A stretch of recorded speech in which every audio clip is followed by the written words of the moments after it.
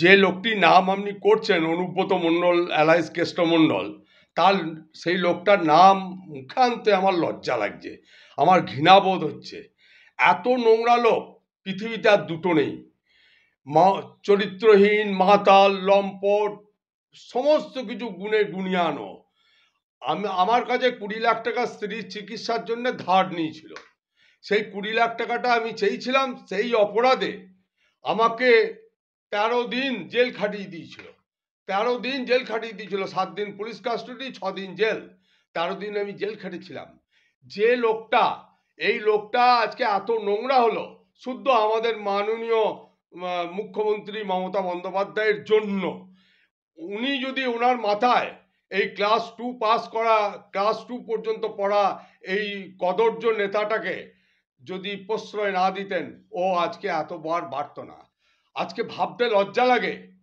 বিশ্বাস করুন আমাকে, 1 ঘন্টার মধ্যে আমি টাকাটা 20 লাখ টাকা অনুব্রত কেষ্টমণ্ডলের কাছে, আমার কাছে যেটা ধার নিয়েছিল, চেয়েছিলাম, 1 ঘন্টার মধ্যে পুলিশ আমাকে তুলে নিয়ে যায়। কি ভাইরাল হয়েছিল, কি হয়েছিল আমি কিছু বুঝিই নাই। তৎকালীন পুলিশ সুপার ভাস্কর মুখার্জি ছিলেন বর্ধমানে, আর রামকুমার মণ্ডল আইসি হাউসগ্রাম, তিনি আমাকে তুলে নিয়ে গেলেন। তুলে নিয়ে গিয়ে আমার অপরাধ না আপনি কেষ্টমণ্ডলকে গালাগাল দিয়েছেন। অথচ আমি টাকা চেয়েছি, কিন্তু কদর্য ভাষা, যে ভাষা শুনলাম, কাল থেকে টিভিতে দেখছি, শুনছি, অবাক লাগছে যে তার নিজের একটা মেয়ে আছে, তা সত্ত্বেও সে অন্যের বউ, অন্যের মেয়ে, অন্যের মা তুলে কথা বলছে।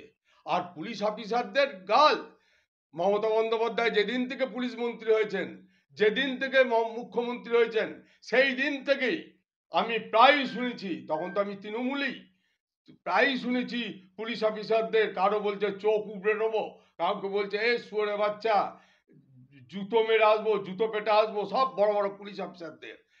আমি অবাক হয়ে যাচ্ছি পুলিশের ভূমিকা দেখে।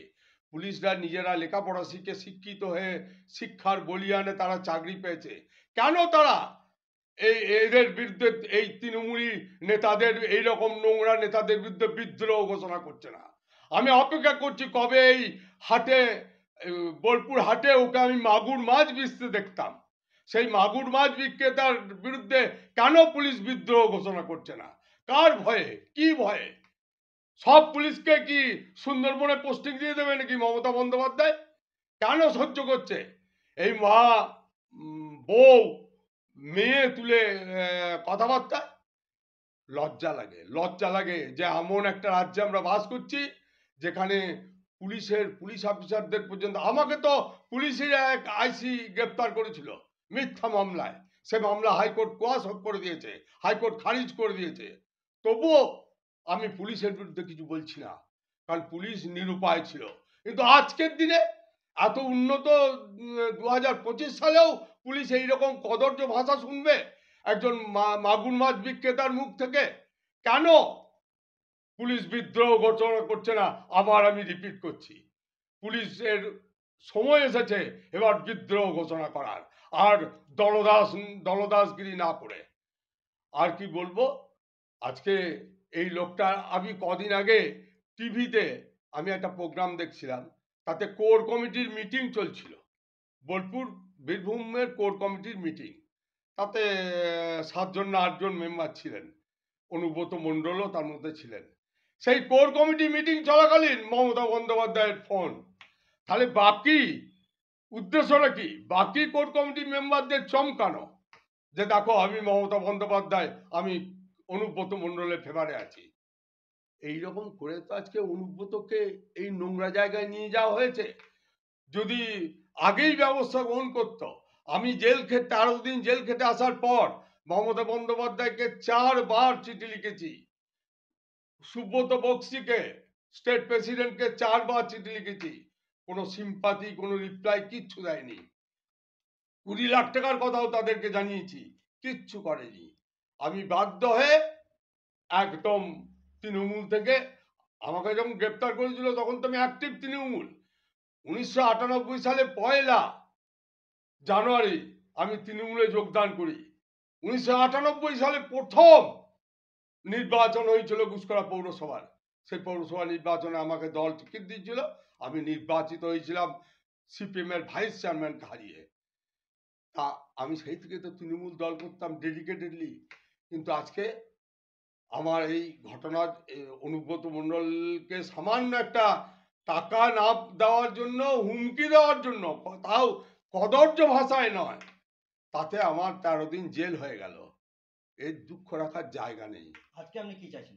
আজকে আমি অনুব্রত মণ্ডলের চরমতম সাজা চাইছি, পুলিশের বিদ্রোহ দেখতে চাইছি, পুলিশ অফিসারদের বিদ্রোহ দেখতে চাইছি সারা পশ্চিম বাংলা জুড়ে, যে এভাবে আর সহ্য করা যায় না।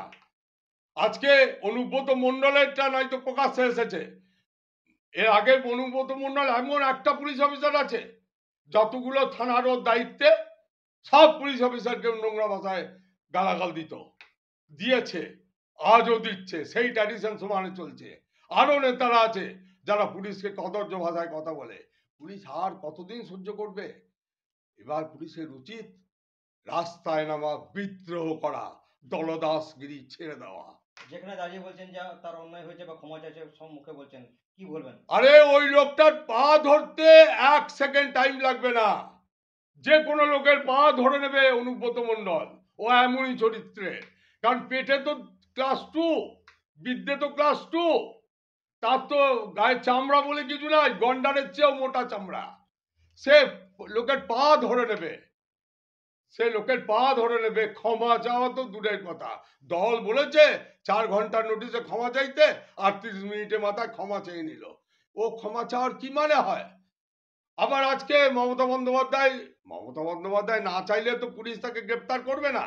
পুলিশের সেই মেরুদণ্ড তো এখন আমি দেখতে পাচ্ছি না।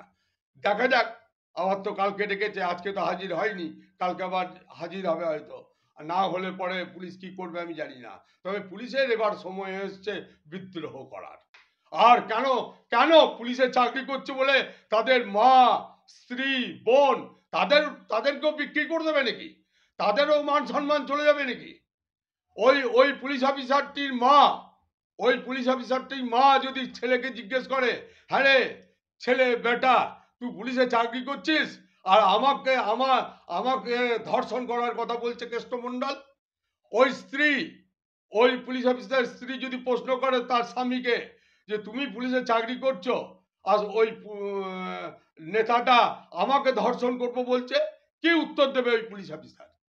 আমি পুলিশের বিরুদ্ধে নই, আমি পুলিশকে বলছি, অনুরোধ করছি, এবার আপনারা বিদ্রোহ করুন, এবার আপনারা আর দলদাসগিরি ছাড়ুন। আপনাদের সবাইকে সুন্দরবনে পোস্টিং দিয়ে দেবে নাকি? সব পুলিশ অফিসারদের সুন্দরবন পাঠিয়ে দেবে? এবার অনেক হয়েছে, এবার আর সহ্য করেন না। আপনি ভাবুন তো, যে Rajiv Kumar, director general of police, DG, যার সঙ্গে যে সে কথা বলতে পারে না, বড় বড় আইএএস ও আইপিএস অফিসাররা কথা বলতে পারে না, তার কাছে অ্যাপয়েন্টমেন্ট চাইতে হয়, তাকে ডাইরেক্টলি এই রাজীব কুমার বলে কথা বলছে অনুব্রত মণ্ডল টেলিফোন নিয়ে। এর মানেটা কি? তাহলে আজকে রাজীব কুমারের মতো, রাজীব কুমারের কি সম্মান আছে আমি জানি না, কিন্তু তিনি তো পুলিশের হত্যাকর্তা বিধাতা পশ্চিম বাংলার। কেন তিনি ব্যবস্থা নিচ্ছেন না? কেন তাকে গ্রেপ্তার করে আনা হচ্ছে না? আর কেনই বা আমি সামান্য হুমকি দেওয়াতে আমাকে বাড়ি থেকে 1 ঘন্টার মধ্যে পুলিশ তুলে নিয়ে যায় এবং 13 দিন জেল খাটায়? আর কেন তার ক্ষেত্রে কিছু বলা হচ্ছে না? কেন তাকে পুলিশ তুলে নিয়ে যাচ্ছে না? কেন তাকে চিঠির পর চিঠি করছে? আজকেও আবার একটা চিঠি করেছে। এর মানেটা কি? কার প্রশ্রয়, কার ইন্টেলিজেন্স? মমতা বন্দ্যোপাধ্যায়ের, পুলিশ মন্ত্রীর? মমতা বন্দ্যোপাধ্যায় 7 বার ভেবে দেখা উচিত আর তার পুলিশ মন্ত্রী থাকা উচিত কিনা এই হাটে মাগুর মাছ কাটা নেতাটার জন্য। আমি যতদিন 1998 সাল থেকে দল করছি, দেখছি উনি রাত্রি হলি ভ্যাট 69 বোতল ওড়ান এবং র মদ খান। তা ঘুমের ট্যাবলেট উনি খেতেই পারেন, এখন চরস গাঁজাও খেতে পারেন। তা বলে কি লোকের মা, বোন, বউ সম্পর্কে অশালীন মন্তব্য করবে? যে মমতা বন্দ্যোপাধ্যায় হরদম বলছেন আমরা নারীদের সম্মান করি, এই তার নেতার সম্মানের নিদর্শন? লজ্জা করা উচিত, লজ্জাবোধ হওয়া উচিত, সারা পশ্চিমবাংলার মহিলাদেরও বিদ্রোহ করা উচিত। যে একজন পুলিশ অফিসারের বউ মা সম্পর্কে এই মন্তব্যের পর। এটা একে বলেছে বলে নয়, এই লিটন হালদার আইসি বোলপুরকে বলেছে নয়, বহু মহিলাকে ও মদ খেয়ে টেলিফোন করে বলতো, এ সুবি আমার সঙ্গে আয়। বহু মহিলাকে। ও অত্যন্ত নোংরা মাপের, নোংরা চরিত্রের লোক। ওর জেল হচ্ছে একমাত্র জায়গা, ওর যাবজ্জীবন জেল হচ্ছে একমাত্র সাজা। আপনার নাম পরিচয়? আমার নাম নিত্যানন্দ চ্যাটার্জি। আমি 3 বারের তৃণমূলের কাউন্সিলর ছিলাম, আর একবার টাউন প্রেসিডেন্ট ছিলাম। এখন বর্তমানে? বর্তমানে আমি এই এই অত্যাচারে আমি বিজেপিতে যোগদান করেছি।